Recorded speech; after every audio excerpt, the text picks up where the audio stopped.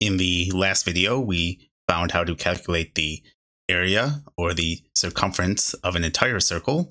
So the area would just be the space within an entire circle, and the circumference would just be the distance all the way around a circle.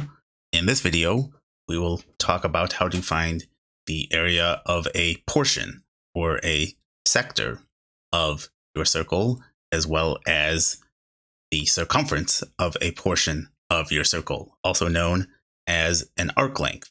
And in order to find the area of a sector or the length of an arc, you need to know something about central angles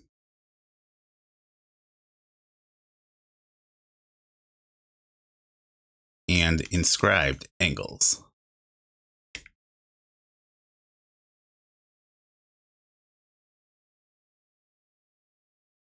But before we can talk about either of these two things, you need to know that if you have a circle of any size whatsoever, and you make one full revolution around the entire circle, that is equal to 360 degrees.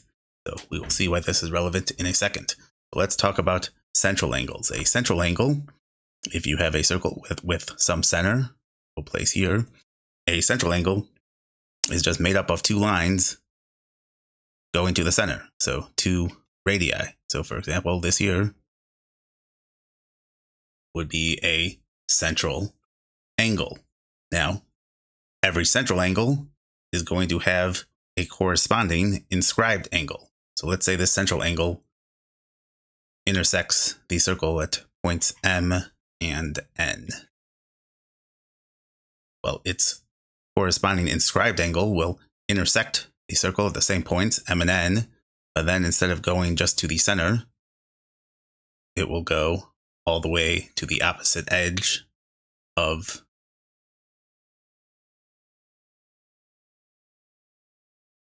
the circle.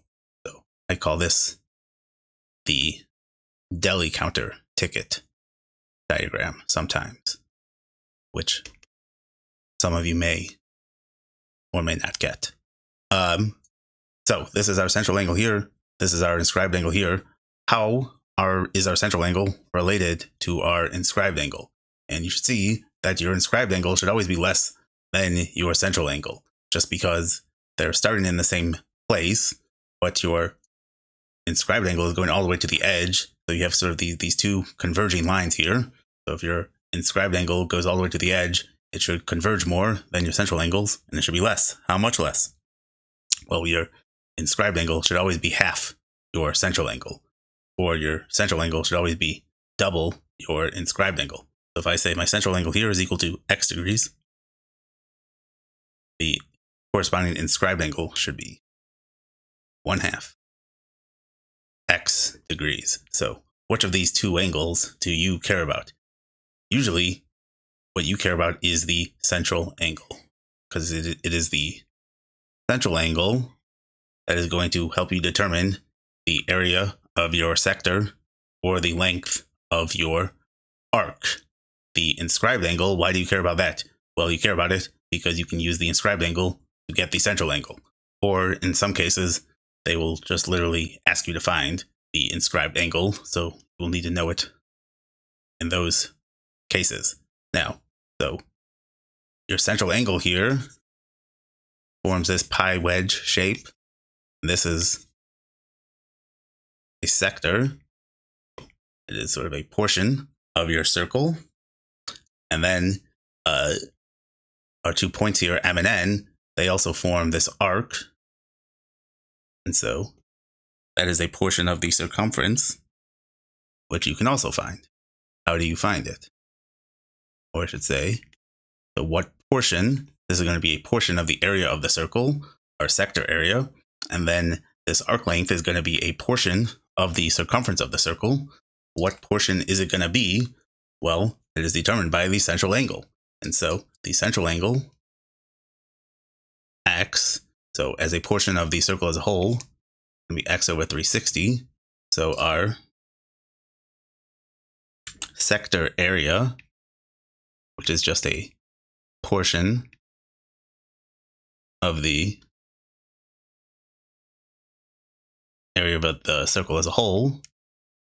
So this will just be x over 360. So that is the portion.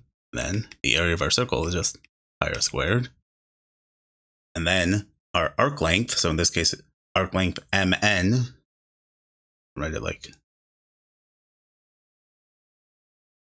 sometimes you'll see it like this, mn with a little curve over it. This will just be a portion of our circumference around the circle. What portion? Well, it's the same portion here. It's determined by the central angle. Then this will be times 2 pi r. So let's see how now we can apply central angles and inscribed angles in a Gmat question. So data sufficiency question. In the figure shown, the circle with center Q has a radius of 5. What is the area of the shaded region?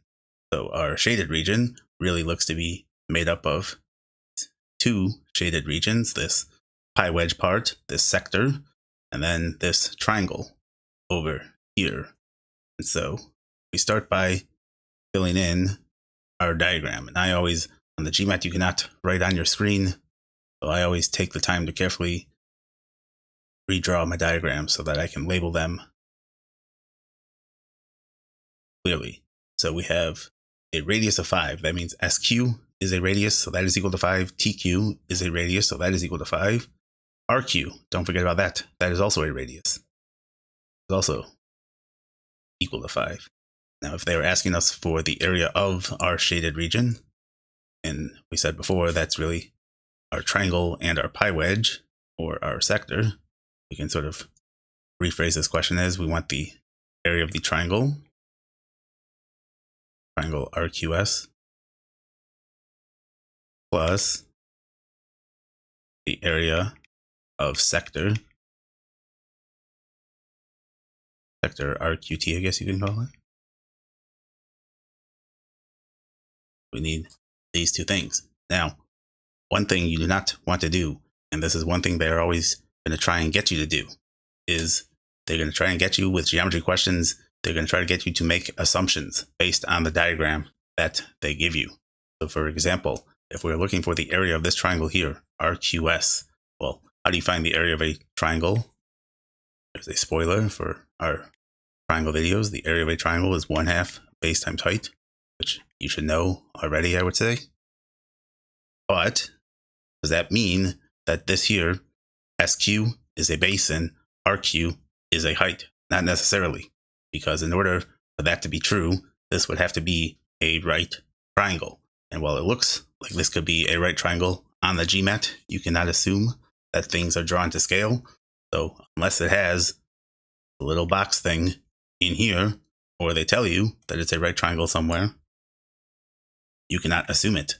And therefore I cannot assume SQ is a base and RQ is its height. And actually, if you did assume that, if you just assumed this angle here was 90 degrees, you would be able to answer this question from the prompt, which is one reason you should know that you cannot assume that, because you should never be able to answer a data sufficiency question from the prompt. Because if this was 90 degrees, this here would also be 90 degrees. So you would know this central angle here. And if we know the central angle, we know the radius. So we should be able to get the area of this sector. And we would also be able to get the base and the height for this triangle. So we'd be able to find the area here. And we would be done. That is obviously not true. This is really as far as we can go. We can sort of just rephrase our question. Angle RQT is twice the measure of angle RST. So what is that telling us? This is telling us that RQT here, okay, this is x degrees, is twice the measure of RST. So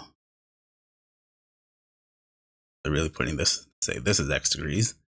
They're saying this is 2x degrees. So what is this telling you? Well, we already know from the prompt RQT is a central angle, right? Because it is made up of two radii. So we know it's a central angle. We don't know the measure of that central angle, but we do know that RQT is a central angle. And we also know that RST is its corresponding inscribed angle because it intersects the circle at the same 2 points, R and T, and then just goes to the opposite edge of the circle. So statement 1, that's sort of just telling you the same thing.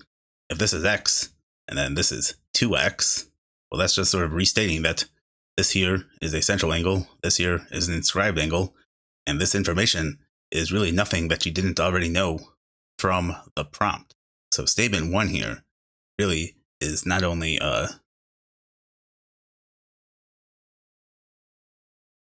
insufficient, it is irrelevant.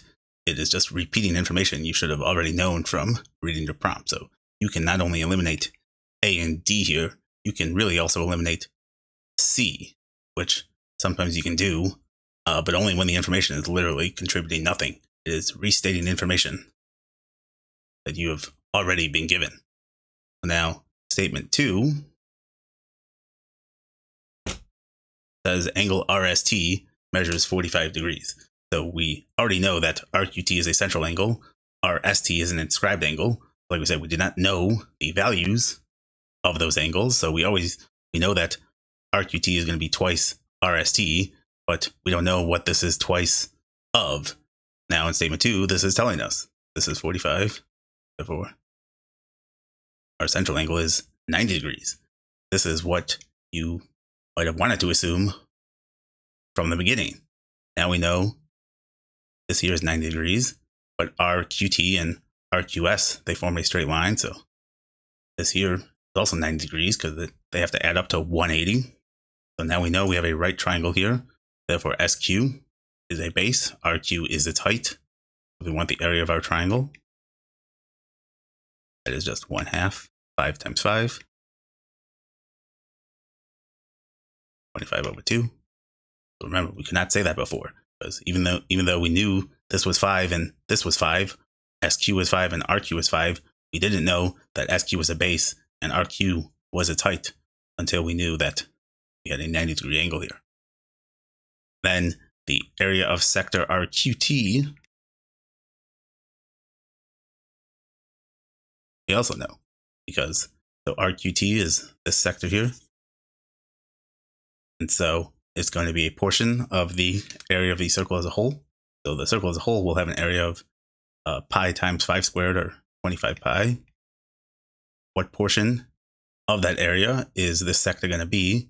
Well, it's going to be 90 over 360, or central angle over 360. It's just 90 over 360 is just 1 over 4 times 25 pi. This is 25 pi over 4 is the area of our sector. So the area of our shaded region, just the sum of those two things, 25 over 2 plus 25 pi over 4. I have no idea what that is, nor do I care. I know it is equal to something. And so statement 2 by itself, despite the fact that statement 1 really told us absolutely nothing, statement 2 ended up being sufficient. So B. Now, if you didn't know anything about central and inscribed angles, you would think that the first statement is telling you something. But if you do know something about central and inscribed angles, you would know that this information could have been determined without this statement.